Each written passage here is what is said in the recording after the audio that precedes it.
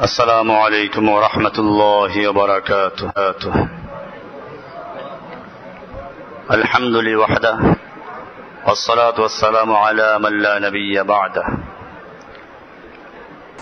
আমাদের দেশের পীর সাহেবরা মানুষদেরকে ধোঁকা দেয়, বলে যে মক্কার কাফেররা আল্লাহ বিশ্বাস করতো না সেজন্য তারা কাফের, আমরা আল্লাহ বিশ্বাস করি সেজন্য মুসলমান।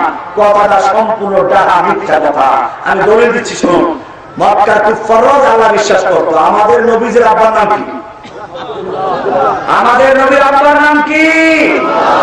আব্দুল্লাহ। মানে দেখি আল্লাহর গোলাম। মক্কার লোকেরা যদি আল্লাহ বিশ্বাস না করত তাহলে আব্দুল্লাহ নাম রাখলো কোথেকে? আল্লাহ বিশ্বাস করে কিনা? এবারে আরো বলেন কোরআন থেকে আল্লাহ তাআলা কোরআনুল কারীমে সূরা যুখরুফের 87 নম্বর আয়াতে বলছেন, ওয়ালা ইনসালতাহুম মান খালাকাহুম লা ইয়াকুলুল্লাহ। হে নবী, আপনি যদি ওই মক্কার আবু জাহেল আবু লাহাবদেরকে, মক্কার কুফফারদেরকে জিজ্ঞাসা করেন মান খালাকাহুম, কে ওদেরকে সৃষ্টি করেছে, লা ইয়াকুলুল্লাহ, তারা বলবে সৃষ্টি করেছেন কে? দলিল পাওয়া গেছে কিনা? আপনি আমি যেরকম ভাবে বিশ্বাস করি আমাদের সৃষ্টিকর্তা আল্লাহ, মক্কার কাফেররা বিশ্বাস করত সৃষ্টিকর্তাকে। আর শুধু পূরণ করে দাও তুমি বাবা, আজমি জেরে দাও বিল্লাহ। মক্কার কুফফারদের তো জঘন্য মুশরিক কিনা এগুলো।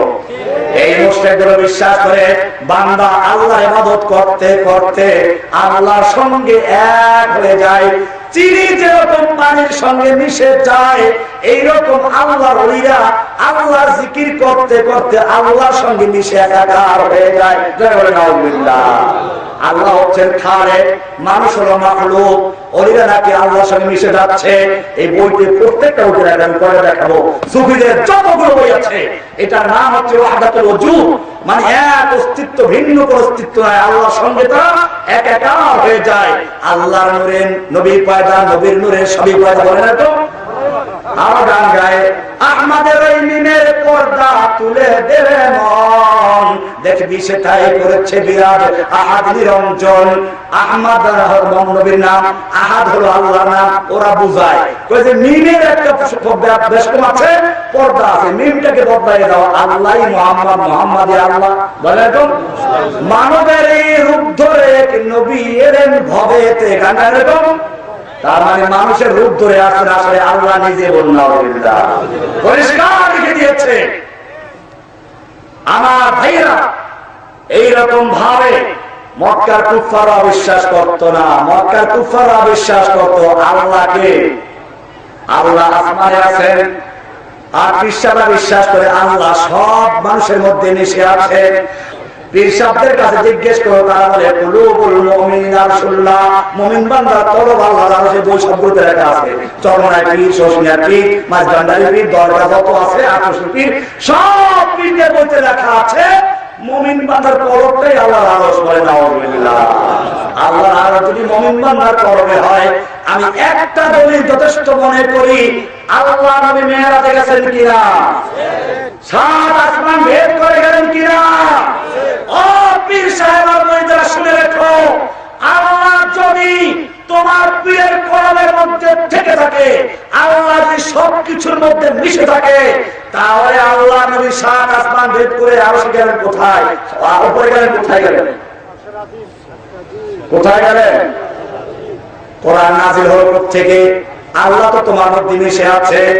ও আমার ভাইয়া, আল্লাহ রাব্বুল আলামিন প্রতি রাতের শেষ ভাগে বুখারী হাদিসে বলা আছে প্রথম আসমানে নেমে আসেন। কোথা থেকে নেমে আসেন? ও আমার ভাইরা, পরিষ্কার মনে রাখতে হবে, আল্লাহ আরশে আছেন, কিন্তু কেমনে আছেন আমরা তা জানি না। আল্লাহর হাত আছে, আল্লাহর চেহারা আছে, আল্লাহর পা আছে, তবে কেমন আছে আমরা তা জানি না। ঠিক না? আমি কথা বলছি না আল্লাহর হাত আছে আমার হাতের মতো, এটা বলছি, এটা বলবো না, এটা বলবো না। ইমাম মালিক রাহমাতুল্লাহ আলাইহি তিনি পরিষ্কার করে দিয়েছেন, তিনি বলেছেন নুজুল রাব্বে মালুম, ইস্তাওয়াহু মালুম। আল্লাহ আরশ আমরা জানি, আল্লাহ আকাশে অবতরণ করেন তা আমরা জানি, আল্লাহর হাত আছে আমরা জানি, আল্লাহর চেহারা আছে আমরা জানি, আল্লাহর পা আছে আমরা জানি, কোরআন হাদিস থেকে জেনেছি, কিন্তু কেমনে আছে কাইফিয়াতুল মাজহুল, পদ্ধতি আমরা জানি না।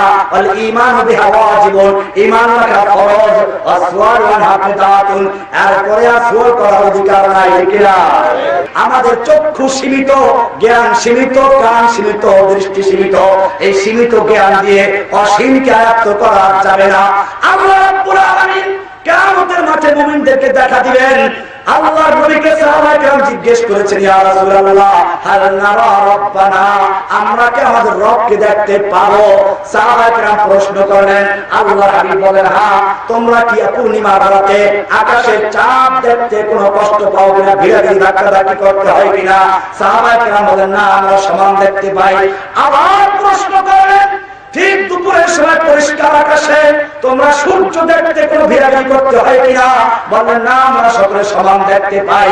এবারে আল্লাহর নবী বললেন, ইন্নাকুম সাতারাউনা রাব্বাকুম, ও আমার উম্মতরা খুব ভালো করে শুনো, তোমরা কিয়ামতের মাঠে আল্লাহকে দেখতে পাবে যেরকম ভাবে পরিষ্কার আকাশে দুপুরের সময় সূর্যকে দেখতে পাও, পূর্ণিমার রাতে আসমানের চাঁদকে দেখতে পাও, ঠিক ওইরকম ভাবে তোমরা কিয়ামতের মাঠে আল্লাহকে দেখতে পাবে। সুবহানাল্লাহ। তবে শর্ত আছে, ফামান কানা ইয়ারজু লিকা রাব্বিহি ফালইয়ামাল আমালান সালিহান ওয়ালা ইউশরিক বিইবাদাতি রাব্বিহি আহাদা। যে ব্যক্তি আল্লাহ সাক্ষাৎ লাভ করতে চাও, আল্লাহ সাক্ষাৎ সবাই লাভ করতে চাইবে না, শর্ত আছে। ফামান কানা ইয়ারজু লিকা রাব্বিহি, তোমাদের যে কোনো ব্যক্তি তার রবের লিকা, রবের সাক্ষাৎ করতে চায়, ফালিয়ামাল আমালান সালিহা, সেজন্য আমল সালেহ করে, ওয়ালা ইউশরিক, আর খবরদার সেজন্য তার রবের সঙ্গে কোন ভাবে ইবাদত করতে গিয়ে কোনো কিছুকে রবের সঙ্গে শিরিক না করে। সুবহানাল্লাহ। এইখানে পার্থক্য, শিরিক করা